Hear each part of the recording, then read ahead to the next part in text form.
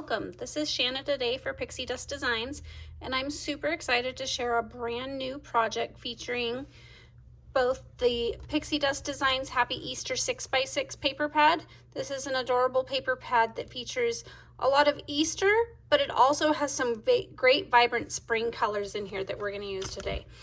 The paper is 6x6 and double-sided, which makes it super handy and very versatile. We're also going to be using the egg basket die set. This is an adorable Easter card with the variety of eggs and stuff you can make. It's a box card. But I'm going to show you today how it's not just for Easter, and we're going to go ahead and pair it with the Woof stamp set. Absolutely adorable. These puppies just stole my heart. I have pre-colored these to save on a little bit of time with my Copics, but as you can see, the images are absolutely adorable. This poodle's probably my favorite. And we're going to use those to make a very spring box card today. I did go ahead and make up another sample. This is not using the same paper pad. This is using the new paper pad that's coming out with these cute little doggy stamps. And as you can see, it folds flat, but then you have the cute little box card. All right, let's go ahead and get started. Okay, so first off, I'm going to show you how to assemble the box card. The pieces are actually really simple to assemble once you've seen it put together. And this is the base amount of what you need. So the actual box is created from 2 pieces of cardstock. I recommend 80 pound or higher for this. You do want a nice sturdy base. These score lines will come in handy later, as you'll see. They are guides to adhere the middle grass pieces. I die cut 3 of these. That's the most you can add in this box, I believe, but you could feel free to do 2 if you'd like. I cut them out of white today because we're going to do a little bit of ink blending on them. These are matte pieces for the outside of the box. So what that does is lines up with the long section, and it'll cover that short section as well for when we assemble. These are die cut once again from that Easter 6x6 paper pad, double-sided. I thought the pink and yellow would make a really cute card. These will be some of the last things we add on. This is an optional scallop trim you can add to the border of the box. In the sample I showed you at the beginning of the video, I did not do it on this one, but we are going to do it on this second one because I do think it's super adorable.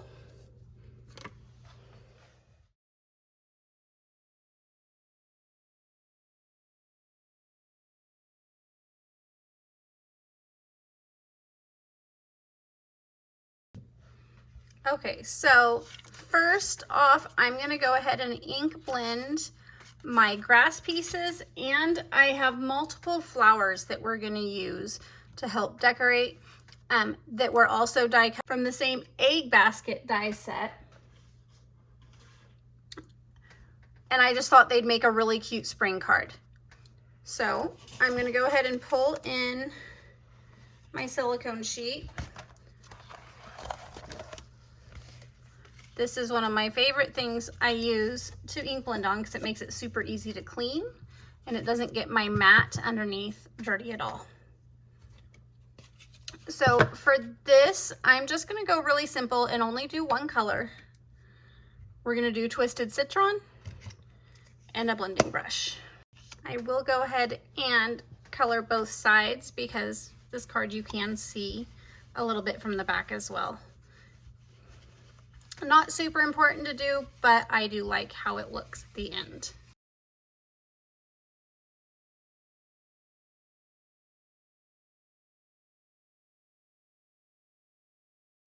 Okay, I'm just going to go ahead and fold this instead of cleaning it for speed, and I'll clean it later. And I'm going to bring in my flowers, and I have a variety of inks I'm going to use for these. I'm choosing to use the Ink on 3 Italia inks and just some really bright springtime colors. We have orange, pink, teal, and purple. If you're curious about the ink names from the company, that's them. But I'm just gonna kind of mix and match what we're doing here. I have a smaller blending brush to use for these.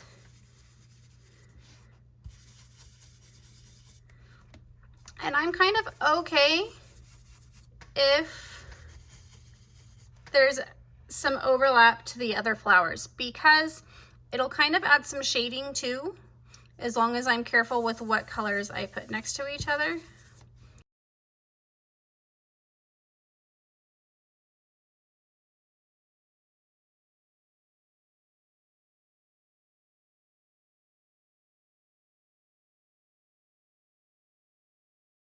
And that gives me all of my colored flowers.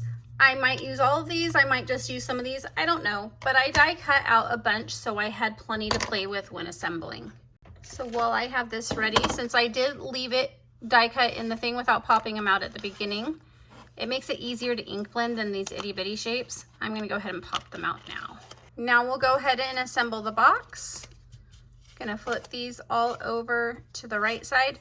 Right side versus wrong side of the grass isn't super important. Maybe I'm just a little picky. This is the wrong side, that's the right side. And I identify that in my head because the die impressions are a little different. This has that nice raised bevel. This is a little more sharp. I could flatten this out, especially if I wanted to mix so the grass didn't line exactly up, by just running it through my die cut machine with between two plates just to flatten it out some, and you'll get a more defined look that doesn't have the same debossing from the front side. But in this case, I'm just going to use them all face forward. So we need those, and we are going to go ahead and start assembling the box here. First thing I'm going to do is fold all of my score lines. So the score lines for the box are these little tabs on the side, and this main score line here. These are guides. These are not score lines. You can actually see a difference. It might be harder to see on camera, but this is a deeper line than these. We don't want to fold alongside those. Then the basic idea is you're taking tab to short end and then tab to short end. You could use score tape here. I'm going to use a wet adhesive here just because I find it a little easier for me to manipulate. You could also choose to do both.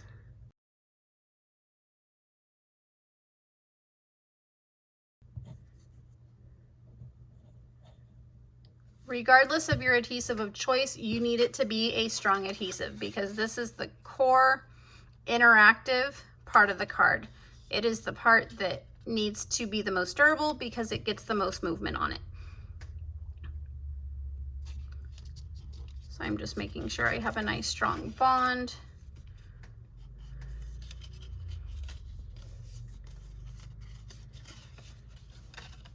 And then to do this piece, I'm going to fold it in and add my glue.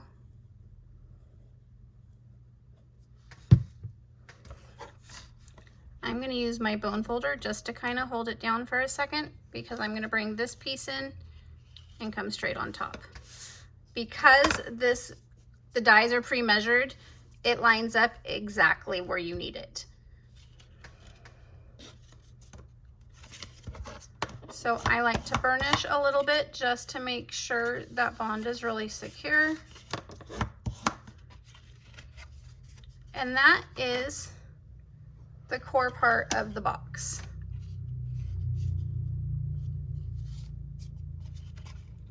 Except I messed up. We're gonna undo this part. That part's gonna seal later after we put the inside in. So let's go ahead and score all of the grass. So now what we're gonna do is we're gonna take these folds and line up to our guide and glue. So first I'm gonna add my glue.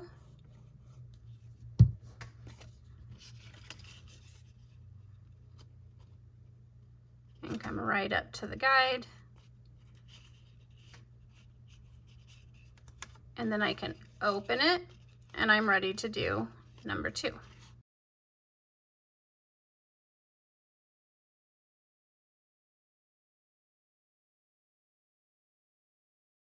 So you can kind of see now what that does is make them all exactly evenly spaced. Now, similar to how we did before, when I was showing you how to close the box, we're going to do the same thing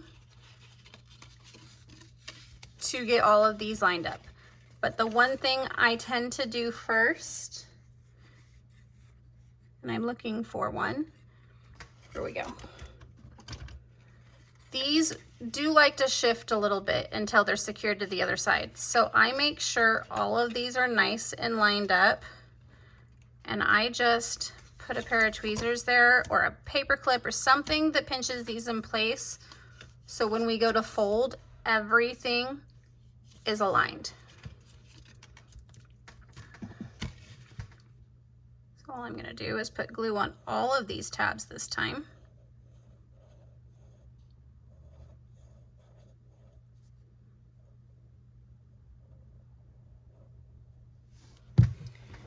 And then after everything's dry, you will see they are all perfectly lined up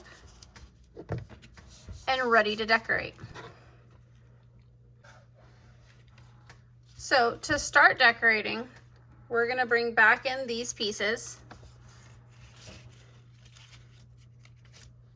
And first, I'm going to decorate what's going to be the front with one of these and both the sides. Oh, I'm playing a little early. It wasn't quite dry. But what I am going to do that I didn't originally plan, but I definitely like the idea of, is I'm not going to put one of these panels on what I'm going to call the back of my card. The reason is I want to be able to write on it.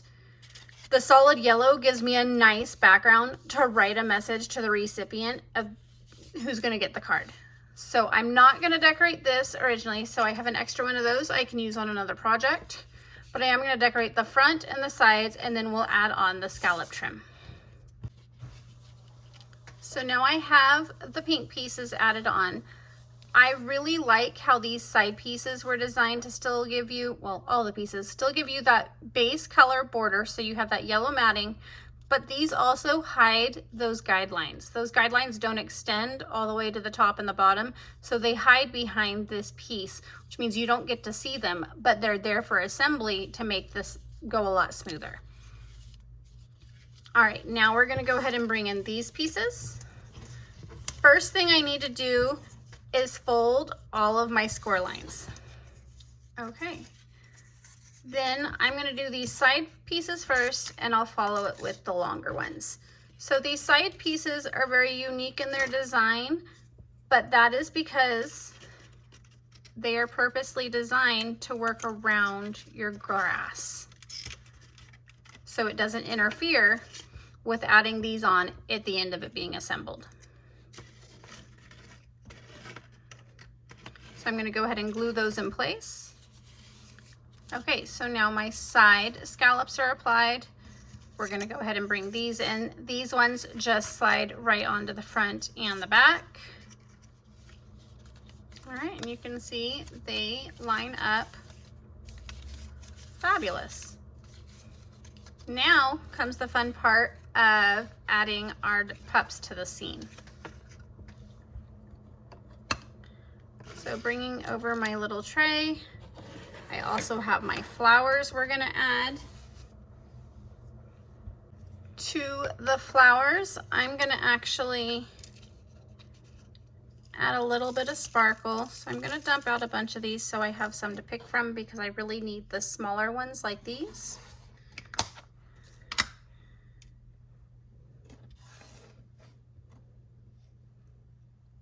And we'll be able to play. So I'm going to start out with adding that to some of these.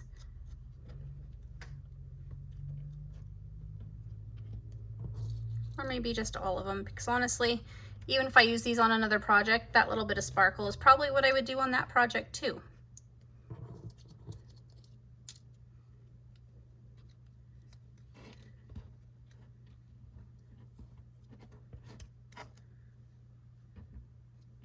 So now what? We just snap our finger and the magic of YouTube has them all sparkly. So we'll go ahead and set these kind of over to the side. So we have our garden to pick from. Oh, I missed one, but that's okay. We'll save him later. And we're gonna figure out where we want our pups to go. We have 3 layers. And I'm kind of particular with directional things. So like this puppy is looking to the left, this puppy's looking to the right, this one's centered, this one's centered. So I pay attention to that when I design out my cards. It works well for me because it helps me keep a nice balance in what I'm doing. So for me to do this, I'm playing in front of this because I want to make sure I'm staying within the width I have to play. So I think she wants a bone. And this guy is super happy to have his bone. I actually wonder,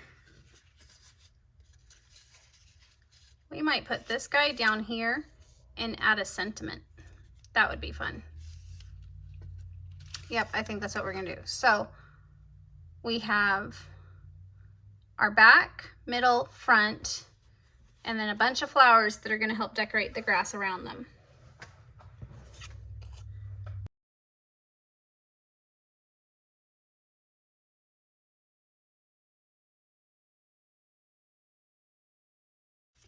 So now looking at this, I can choose to see if I like this guy back there, and I kind of do actually, because he pops up right in between, or if I want him down there. And I am actually leaning towards coming back here. I think he just kind of fits that spot really well. And there we go. Now I'm going to fill in some spots with some clusters of flowers. I do find that I like designing in groups of 2s and 3s when I'm adding embellishments. That's no different for what I'm going to do here. And to add some height to it, we're going to stack them before I glue them down. So not all of these will be glued to the grass. Some of them are glued to each other.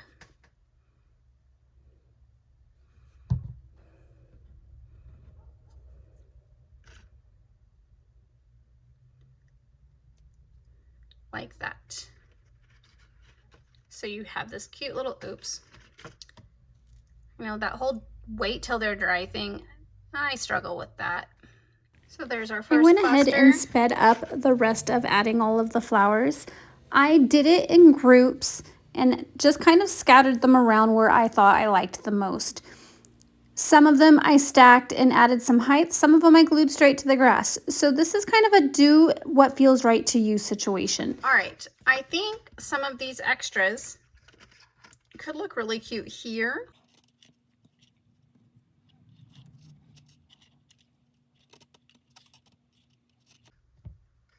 If you wanted, or you could use alphabet stamps and design something across the front there. This stamp set has some really cute sentiments that could come down here. Today, since I don't know exactly who my recipient is and what I want to use this for, I'm going to omit my sentiment for this. But as you can see, that little spring scene is just too cute.